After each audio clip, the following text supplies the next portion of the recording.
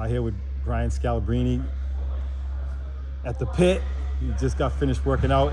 And B, I just wanted to give you a quick hello and say what's up. Okay, hey, I'm Brian Scalabrine from Boston Celtics. I do other TV right now, but one of my major passions in life is youth sports and working with people and playing basketball. And I still at 48 play a little bit, but I love working with kids and helping them try to get to the next level. Yeah, it's awesome. Now, what do you think about the new perforated TrueBounce backboard in your facility, man? How do the players like it? How do you like it? What do you think about the concept? Yeah, a lot of times I don't like players settling for threes all the time. I want them to learn how to drive, get to the basket, play through contact. And the thing about the TrueBounce is that thing will grab the ball, it kills a little bit off of the momentum, so they get a lot of confidence.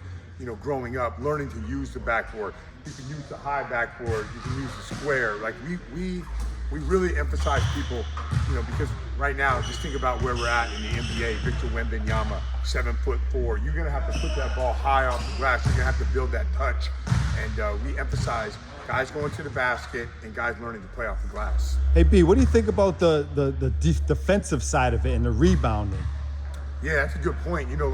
Especially with a lot of people shooting a ton of threes, a lot of those rebounds, they sail deep, right? But with the TrueBounce, the ball is most of the time is ending somewhere around this area right here.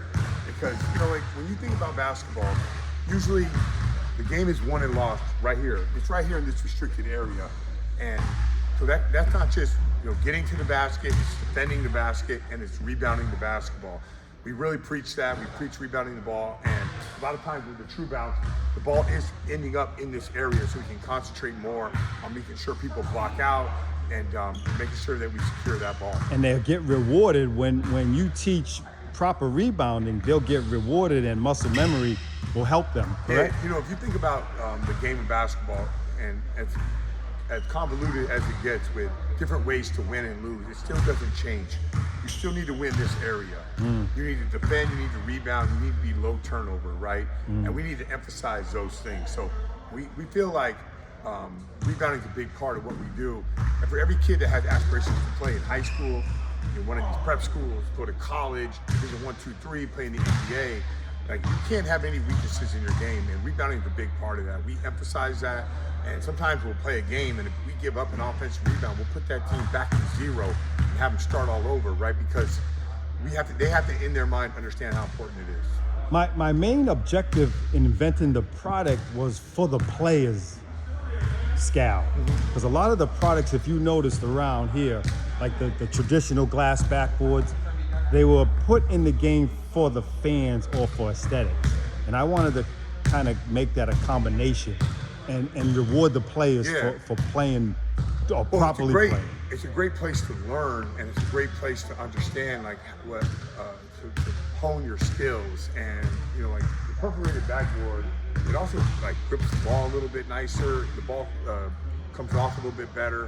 And you want kids to have success, and when they drive the ball and they get success going to the rim, it'll lead them to more success. And they're not always going to play with a backboard like the TrueBounce, but they get used to using the glass, and that's important, because if you're not doing that, then you're going to limit yourself and how good you can be.